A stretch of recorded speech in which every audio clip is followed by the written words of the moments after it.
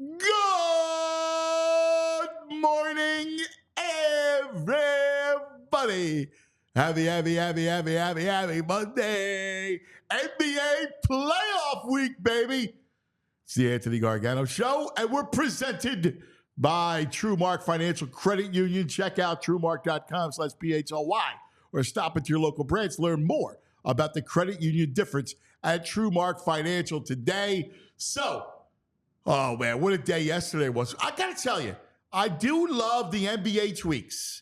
I think the NBA tweaks were terrific. The play-in games are great. I think that works. And I also love what they did with the final game of the season. Everybody off Saturday, and then everybody plays Sunday to end the season. And you know what that reminds me? Like, that's NFL, everybody playing at 1-4 and figuring it all out. Like, it was good stuff. Now, it's a shame because the Sixers did their part, and they should have been the 6th seed. But the Bucks tanked. Oh, Doc didn't want any part of the Sixers. It was a tank piece. It was a tank piece from the beginning. And so they wind up playing Indiana, which is actually a smart move. Now, again, I'm glossing over the fact that the Sixers will beat the Heat. So here it is. It's all laid out. Wednesday night, the play-in game, Sixers versus Jimmy. Oh, Jimmy Butler. Hate the face, Jimmy Butler. Jimmy is the consummate. Love him when he's on your team. Hate him when he's not. And he relishes that moment.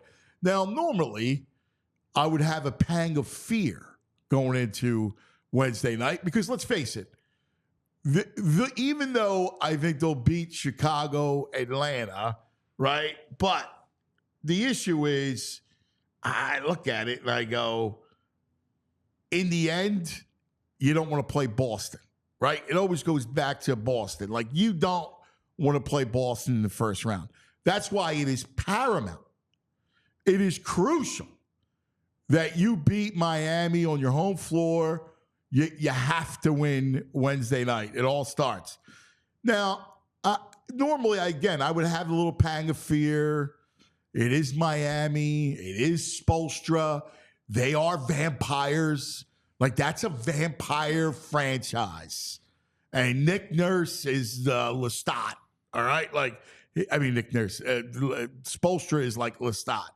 But having Nick Nurse is like having a ring of garlic around your neck, all right? To continue with that analogy. He's carrying his bottle of holy water because I suddenly have no fear about Wednesday night. Now, the Sixers, listen, they're only a 4.5-point favorite. I don't think this Heat team is as dangerous as Heat teams in the past. Now, one game, and Jimmy is a bright lights type of player. We know that, right? He's that guy. And again, the Spoelstra factor. But I think the Sixer team is poised.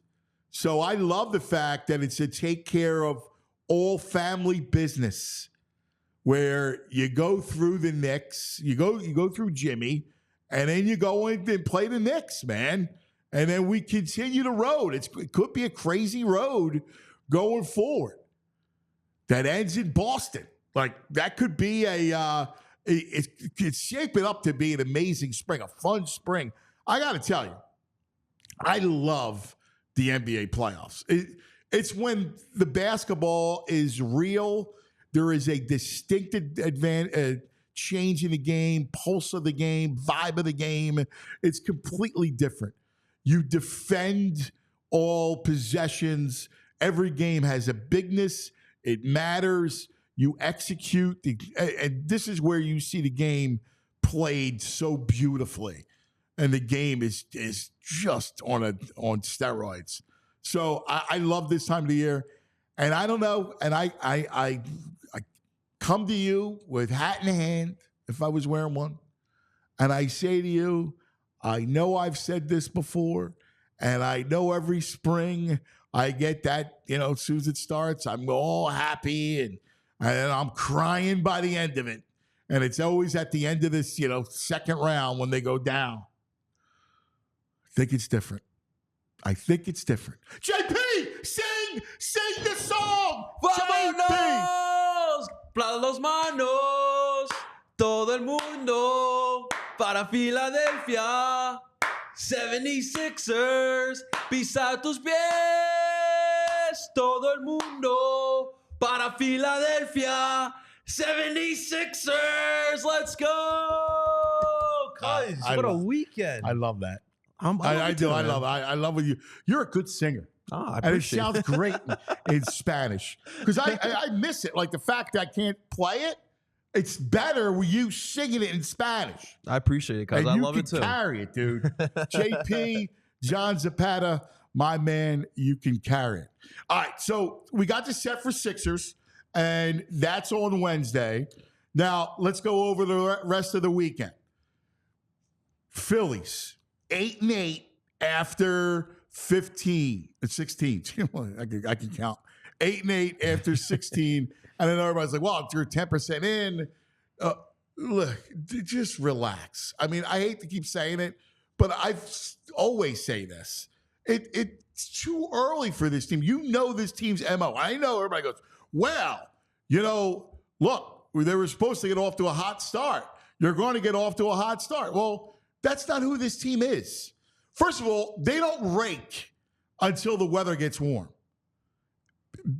Their bats, and they're a team, they have really good pitching, and it's kept them in games. But let's face it, they haven't pounded the ball. Bryce had the 1-3 home run game, and that was it, right? Like, he's been scuffling. Castellanos scuffling. Schwarber hasn't gone crazy yet. That's who they are. That's just what that's their MO. That's their DNA. They're a team that gets much better once they get into a rhythm, and that's what baseball is. You can't sweat. Now, look, am I frustrated? Do I see some stuff in the field? Yeah, I get it. But I hate to say it's baseball, but it is. And this team is good. And once the weather breaks and you get, 75, 85, consistently, they're going to hit. They're going to score runs. Now, Sunday was tough because of Wheeler was dealing. It's a shame. He looked great. 10 strikeouts, and he just has that hiccup, and then the grand slam to Sawinski, and it just changes the whole kind of vibe of the day. And it's a shame because they don't give him run support at all. None. They give him no run support. So my only thing with is I know we want to look at all these kind of mileposts along the way, and we should, right? I get it, but I can't sweat an 8-8 start. I can't do it only because I know who this team is, and I know how they are, and I know at some point when the weather breaks, their bats will wake up. That's just who they are. Flyers. Well, I got to give them a ton of credit because it looked like they were a carcass on the side of the road. All right? Actually, it looked like they were a carcass in the middle of the highway and that they were getting thumped as each car would pass over them.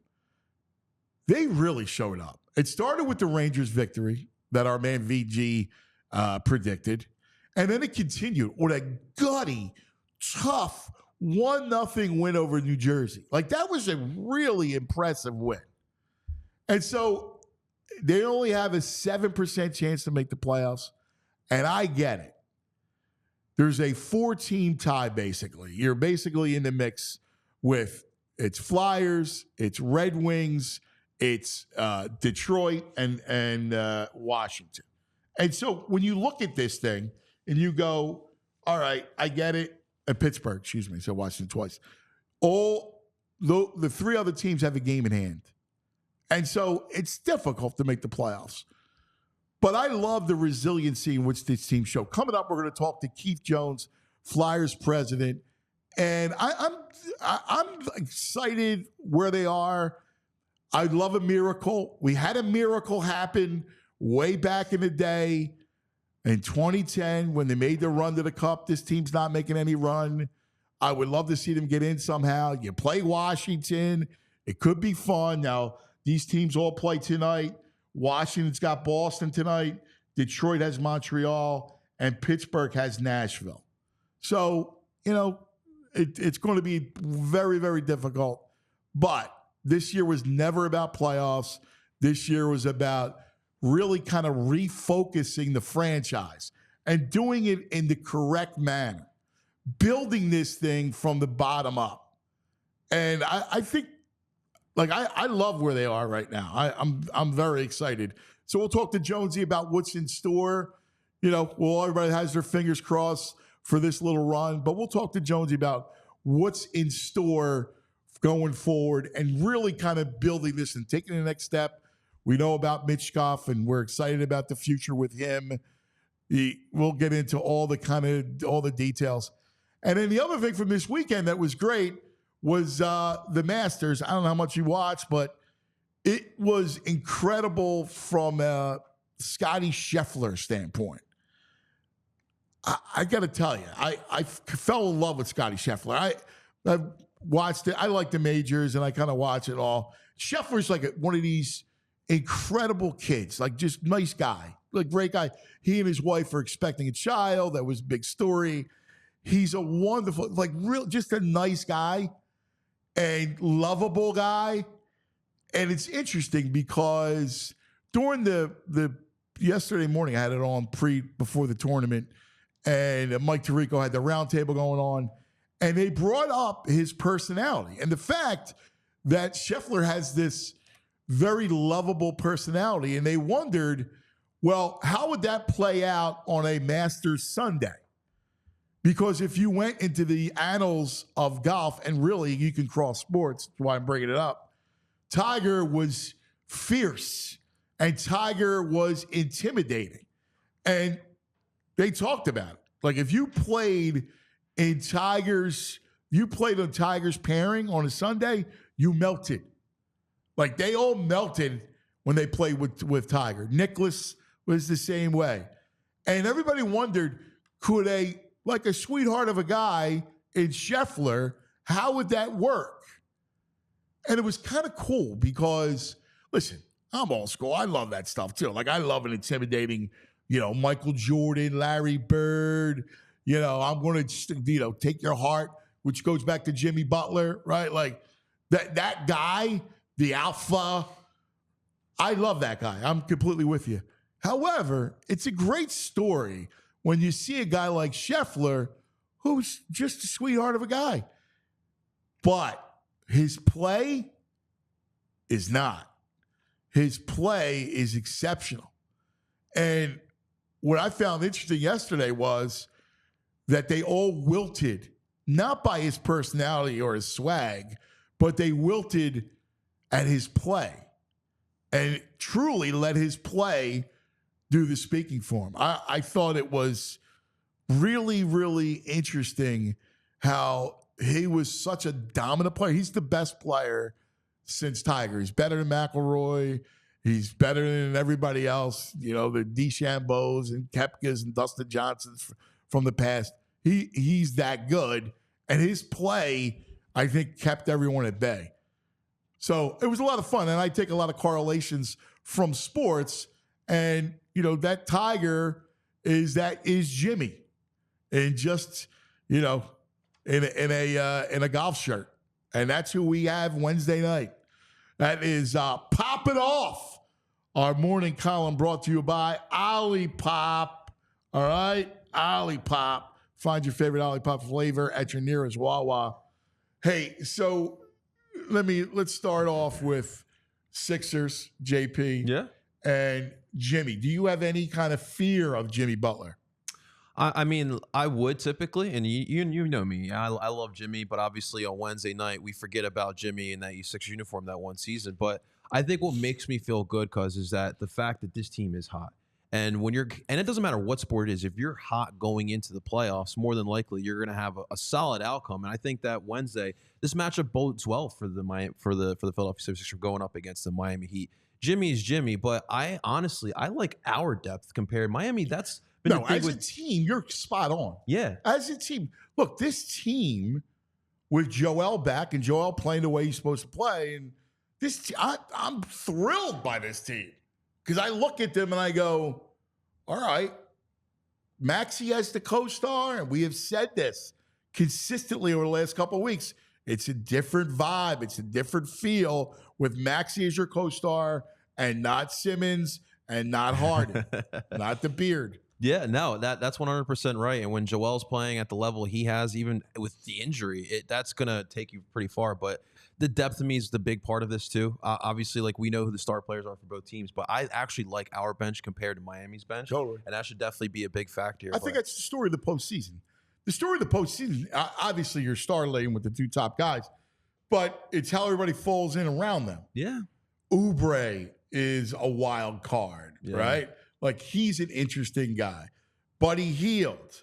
We saw Buddy wake up, right, with Joel the other night. Shots, yeah. Right? So you got pieces, and you're not as reliant on Tobias, right? You got Batum to play defense. Like there's a lot of versatility, and the beauty of what has me most excited, and I brought him up in the opening, is Nick Nurse. That's true. I'm just a believer in Nick Nurse. I love it. We talk to the big brain every week. He's got a basketball brain. He's the guy who has a plan. Tim Legler and I talk about this all the time, and Leg says it. When you're in the huddle, you want the guy to have the plan. Oh, yeah. And he's got a plan. He can draw up a play. He can tell you what's happening. It's not just go play defense. Come on, rebound. Like, that's not coaching. No, the best was last year during the playoffs. TNT puts the camera right in the huddle, and Doc Rivers is like, "Come on, guys, come on!" And he's like begging these guys to play. That's a difference right there. Is that Nick Nurse is a well-respected guy who, in the playoff-like situations, you can trust. Whereas Docky boy, I don't know about that one. No, I think we do know, and we saw it. We saw in the huddles, and he's better off. And listen, I'm going to give him credit here. He's better off when in practice, where he helped Maxey develop into a true co-star, where he helped Joel get that elbow jumper to be unstoppable. Like when he got the job, his first thing was, we need to get Joel a closeout shot. And that shot is a closeout shot. You got to get him facing the basket, and they got him facing the basket. And so I'm forever grateful for Doc Rivers for that alone. Yeah. But as far as an in-game coach, Nick Nurse. All is day. the guy. Spoelstra's great.